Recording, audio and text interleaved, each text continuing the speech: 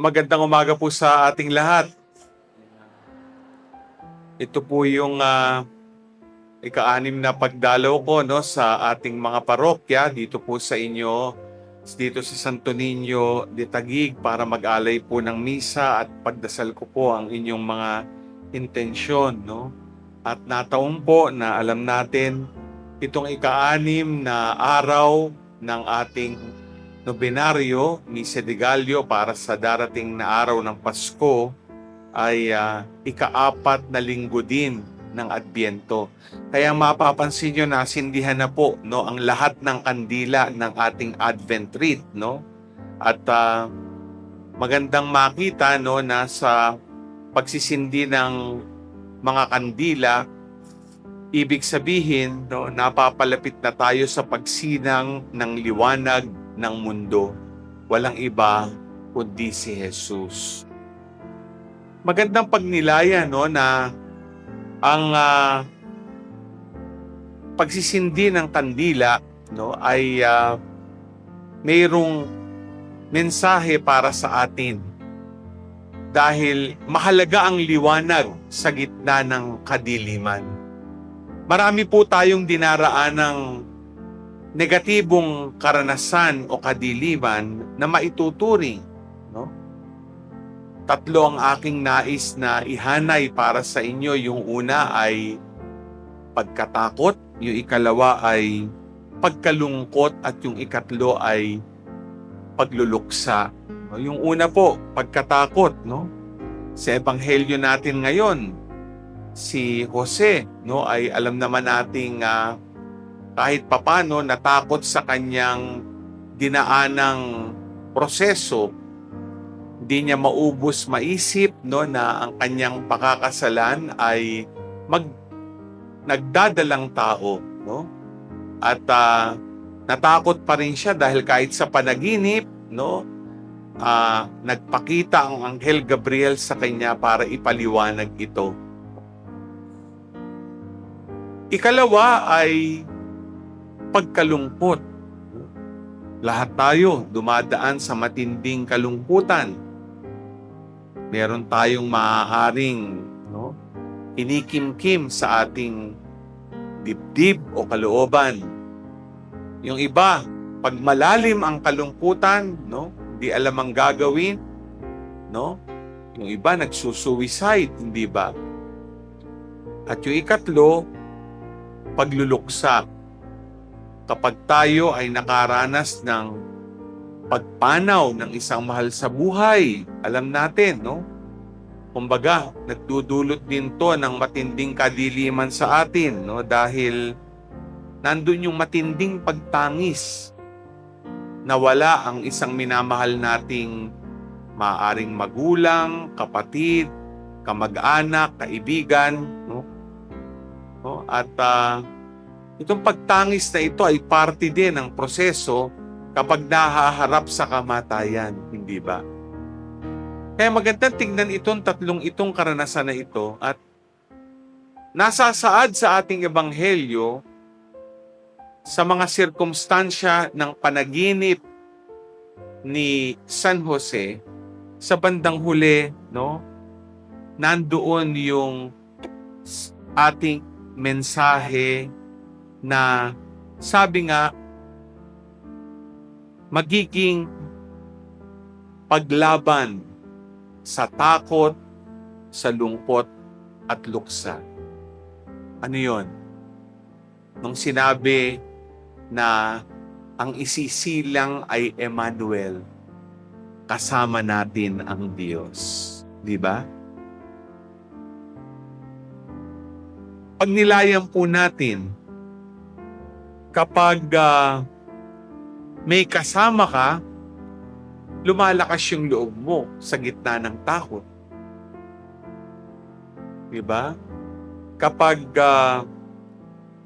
may kasama ka na nakikinig sa iyo, nasasabihan mo ng mga hinaing, kahit papano, napapawi ng konti ang lungkot. Kapag may nakikiramay sa iyo, sa gitna ng iyong pagluluksa, no? Kahit papano, no? Medyo nababawasan ang pagtangis mo. At sa lahat ng ito, makikita natin na ang mensahe ng Mesiyas ay kasama natin siya. Kasama natin ang Diyos. Kaya nga magandang pagnilayan ang inyong mga karanasan ng takot, di ba? Ng kalungkutan at pagluluksa. Ibig sabihin, pag sinabing kasama natin ang Diyos, dama natin ang presensya ng Diyos. Sa ating buhay bilang mga Katolikong Kristiyano, sa ating pananampalataya, ano ang maituturing nating mga pruweba ng Emmanuel, ng kasama natin ang Diyos? Una, ang banal na Eucharistia.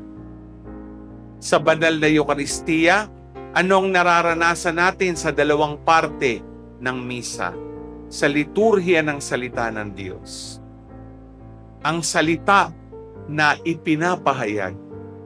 Halimbawa ngayon, nagmimisa po tayo, hindi ko alam kung tulog na po kayo, di ba? No?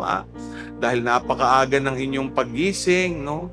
Ako ho, hindi na ho natulog. Nagmisa na ho ako ng 2:30 sa katedral kanina. Dumiretso na po dito, no? Pero wala ho tayong magagawa. Ito'y sakripisyo po natin.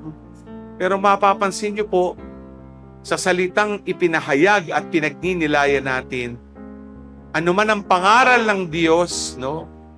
Yan ay nagdudulot sa atin ng sinasabing pagpipiling ng Diyos. Ganun din, lalo na, ikalawang parte, ang liturhiya ng Eucharistia, mamaya tatanggap kayo ng banal na komunyon. Di ba? Lalong kasama natin ang Diyos. Dahil siya ay, kumbaga, papasok sa ating pisikal na buhay. At mararamdaman natin hindi tayo nag-iisa. Ikalawa, kasama natin ang Diyos sa sannilikha. Ba? Pag nakakakita kayo ng mga bumubukadkad na halaman, di ba? Mga bulaklak, buhay na buhay ang mundo. At yan ay paramdam ng buhay ng Diyos. Saan ba nanggaling ang lahat? Di ba sa Diyos?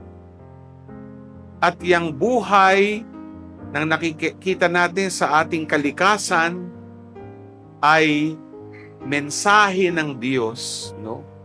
Na hindi rin tayo nag-iisa.